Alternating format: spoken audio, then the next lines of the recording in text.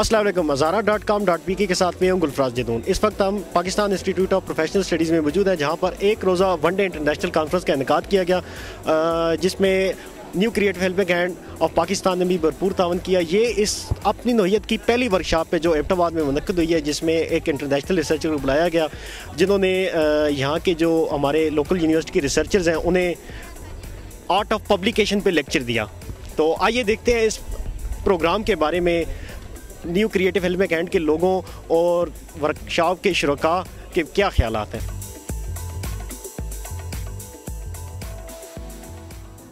پاکستان کے چیئرمین ہوں. ہم 2007 ہم رجسٹرڈ ہوئے ہیں اور ہم ہیلتھ پہ کام کر رہے ہیں, ایجوکیشن پہ کام کر رہے ہیں, ویمن رائٹس, چائلڈ رائٹس پہ کام کر رہے ہیں. اور میں تو آپ کے توسط سے سب کو میسیج دینا چاہتا ہوں کہ let us join hands together with new creative helping hand Pakistan to help the poor and the needy people. Child rights کے حوالے سے ہماری این جی او جی کافی کام کر رہی ہے. NCHHIP برتھ رجسٹریشن پہ کام کر رہی ہے جی. اس کے علاوہ ارلی میرج کے حوالے سے سیمینار کر رہے ہیں, ہم واکس کروا رہے ہیں, اس پہ لابنگ کر رہے ہیں گورنمنٹ کے ساتھ, اسپیشلی ڈسٹرکٹ گورنمنٹ کے ساتھ ہم کر رہے ہیں, DCOs کے ساتھ لیٹرز انہیں لکھ رہے ہیں. اور اس قانون کے بارے میں ارلی میرج ایکٹ 1929 کے حوالے سے ہم گورنمنٹ کو بتا رہے ہیں جی کہ اس پہ عمل درآمد کیا جائے اور اس میں جو چینجز لانی ہیں اس پہ مزید قانون سازی ہو تاکہ وہ بہت افیکٹو طریقے سے عمل درآمد ہو اور بچے شادیوں کو روکا جا سکے. ابھی ہمارا جو ریسنٹلی جو کام ہوگا وہ ڈسیبل چلڈرن کے بارے میں ہوگا, اسپیشلی جو کہ جی فلڈس کے بعد کی جو ڈسیبل ہیں اور 2005 کے ارتھکویک کے بعد جو ہیں. اور ابھی جو ہمارا نیکسٹ سیمینار ہے وہ بھی اسی سلسلے میں ہے, ان کے بارے میں ہم ان کا جو ضروری اشیاء ہیں. اور سب سے پہلے ہم لوگوں نے ہیلتھ سیکٹر میں کام کیا, پاورٹی پہ کیا, چائلڈ لیبر پہ کیا, وومن امپاورمنٹ پہ کیا. اس کے علاوہ بھی بہت سارے پروجیکٹس ہیں جن پہ ہم اس وقت پاکستان میں کام کر رہے ہیں. ہیلتھ سیکٹر میں جو ہم لوگ اس وقت کام کر رہے ہیں, اب اس کو مطلب ہم کہیں گے کہ یہ ایک اویئرنیس پروگرام ہے. My name is Fari Gill. I'm an advocate. New Creative Helping Hand in Pakistan ہماری جو آرگنائزیشن ہے وہاں پر میں ہیومن رائٹس کی طرف سے جو ہے وہ کام کر رہی ہوں, اور اسپیشلی جو چھوٹی بچیوں کی شادی ہے اور ان کو روکنے کے لیے ہم لوگ اپنی بھرپور کوشش کر رہے ہیں. اور اس آرگنائزیشن کے ذریعے جو ہے وہ ہم لوگ کوشش کر رہے ہیں کہ اس ظلم کو روکا جائے اور ہر طرح کی وومنس کی جو ہے وہ ہیلپ کی جائے. Thank you. تو اس وقت پاکستان مسائل میں گھرا ہوا ہے, ہر قسم کے مسائل پاکستان پر آئے ہوئے ہیں, اسپیشلی ایجوکیشن کے حوالے سے. پاکستان میں جو ایجوکیشن کا جو نظام ہے وہ عجیب و غریب قسم کا بنا ہوا ہے. دو طرح کا نظام ہے, ایک امیرانہ نظام ہے, ایک مناسب سلوکوں کا نظام ہے. تو ہماری NCHHIP اسپیشلی ایجوکیشن پر فوکس کر رہی ہے تاکہ یہ جو پاکستان کے جو ایجوکیشن کا جو مسائل کافی اس کو اجاگر کیے جا رہے ہیں ان کو کسی ایک طریقے سے اس کو مینیج کر پائے. اور خاص کر جو بچوں کی ایجوکیشن ہے, خاص کر جو گاؤں دیہاتوں کے جو ایریاز ہوتے ہیں وہاں پر بچوں کو جو ہے نا شروع عمر میں چھوٹے چھوٹے کاموں میں لگا دیا جاتا ہے, اور جو غریب لوگ ہوتے ہیں وہ اپنے بچوں کو کسی انڈسٹری میں یا کسی ایسے جگہ بھیج دیتے ہیں جہاں ان کو تھوڑی سی انکم ہو جاتی ہے. تو ہماری NCHHIP ایسے بچوں کے لیے کام کرنا چاہ رہی, کام کر رہی ہے, اور جن کا آگے پیچھے کوئی نہیں ہوتا, جن کا کوئی معاملات چلنے والے نہیں ہیں, تو خاص کر ان کی ایجوکیشن کے بارے میں, ان کے لباس کے بارے میں, ان کے رہائش کے بارے میں ہمارے کام کر رہی ہے. تھینک یو جی. Thank you. ورک شاپ کا جو ٹاپک تھا art of publishing opportunities, challenges and ideas for action, main مقصد جو تھا وہ یہاں پہ ایبٹ آباد اور ہزارہ کے جتنے بھی ریسرچرز ہیں, کامسیٹ یونیورسٹی ہے, ہزارہ یونیورسٹی ہے, اور دیگر جو ریسرچرز MPhil PhD کے ہیں ریسرچ کر رہے ہیں.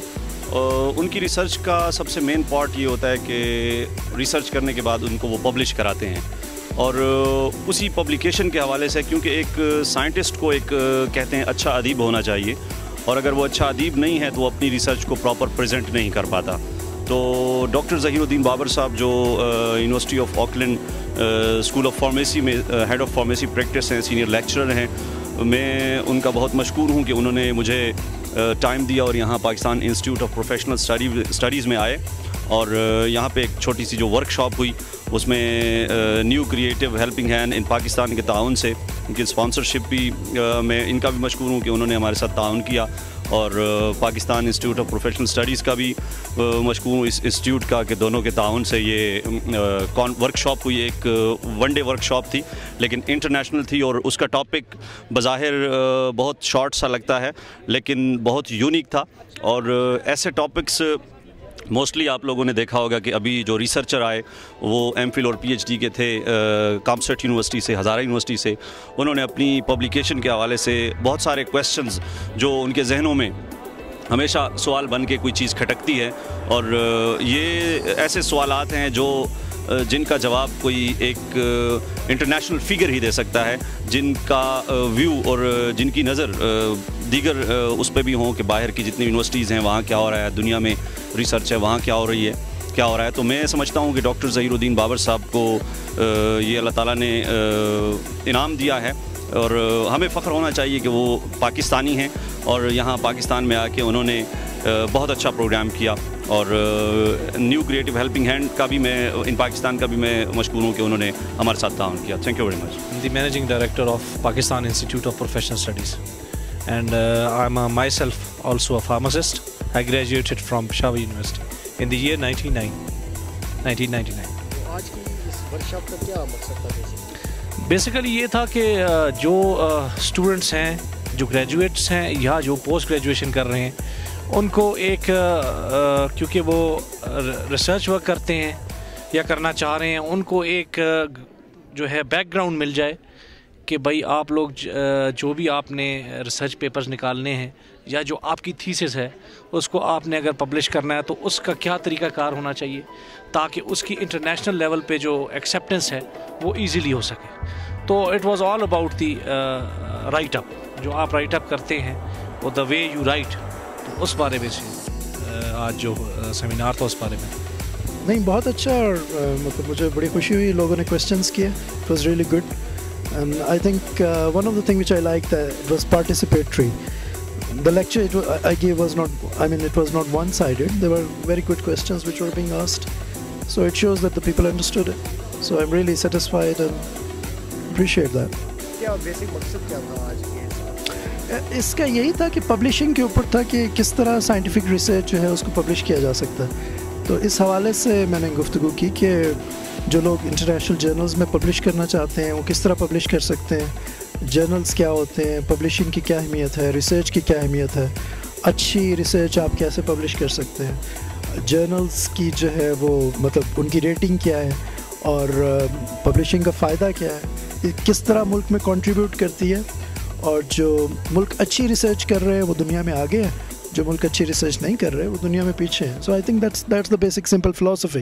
تو یہی تھا کہ ریسرچ کریں تو اس کو پبلش ضرور کریں, اگر پبلش نہیں کریں گے تو دنیا جانے گی نہیں کہ آپ نے کیا کام کیا. So that was the sort of basic just. اور اس کو آپ پبلش کیسے کر سکتے ہیں, اٹ واز اباؤٹ دیٹ. کیا میسیج دینا چاہیں گے آپ؟